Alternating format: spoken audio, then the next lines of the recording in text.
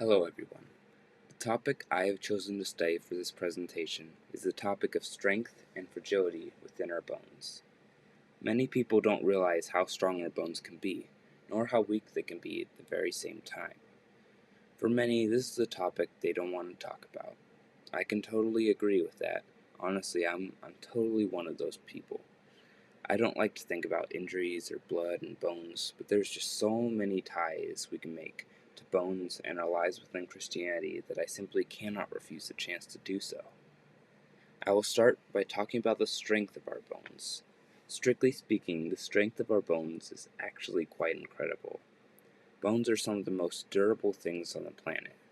Now I know what you're thinking, how can this be? Our bones are so liable to be broken.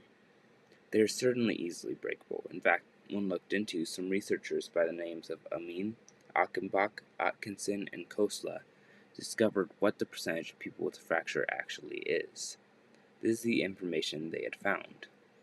Altogether, 2,508 subjects, 70% of the women and 72% of the men, experienced a single fracture, but 663 of them had two fractures, 225 had three fractures, and 153 of them had either four or more fractures.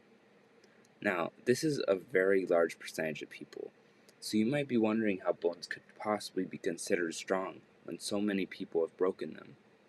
Well, when it comes to bone breaks, it is incredibly rare that bones are broken head-on. When they are broken, it is due to being broken at an angle or with some sort of added leverage.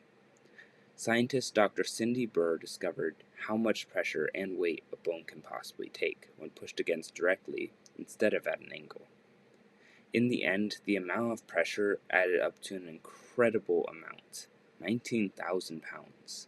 To put that into perspective, that is the weight of 4.5 pickup trucks. Simply insane.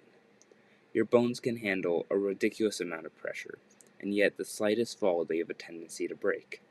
This is due not to the pressure, but instead is due to the angle and the point that the pressure is being applied to. For example, imagine a plank of wood. If you put it on a table with a little bit hanging off the edge of the table, it isn't going to be easy to break this piece off just by hitting it. Yet when you put the plank of wood bridged between two surfaces, it is fairly easy to chop straight through the middle. This is because by putting pressure on the middle of the wooden plank, you are causing it to bend and fold inwards on itself. Even just slightly is enough to cause it to collapse in. Another large part of why bones are so sudden to break is the sudden impact. If we are simply pushing down on the middle of the wooden plank, bridged on top of the two surfaces, it's not going to break easily. We may even be able to put our whole body weight onto it without it giving way. However, if we were to give it a good sudden chop, it may falter fairly easily. Now this is not because your hands can apply more pressure than your entire body. That's ridiculous. It is because of the sudden impact.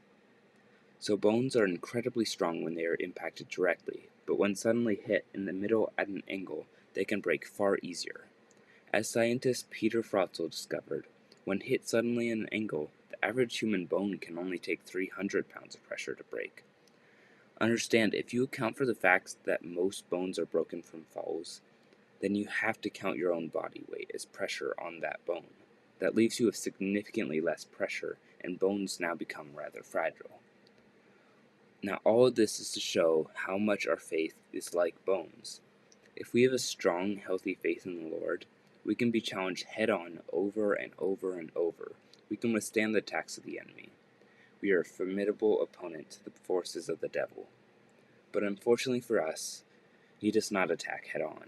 He fights with temptation and sin and the sudden attacks of terrible events and tragedies. Our faith can be easily torn apart when attacked suddenly, at an entirely different angle than we are prepared for. We must be extremely careful and wary of the things that we do.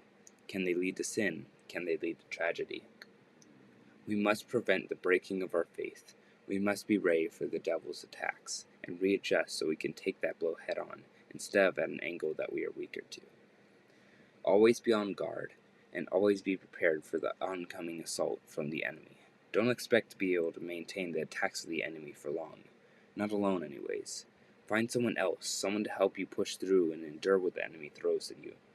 Find someone to help you find a way to adjust your thinking and keep yourself away from temptation and sin. Find a way to take that blow head on and keep fighting, for the day will come when injuries and pain fade to nothing. But in the meantime, be careful of your surroundings. Both bones and faith can be strong, but at the same time very weak. So be careful not to fall, and do your best to avoid tripping. Thank you.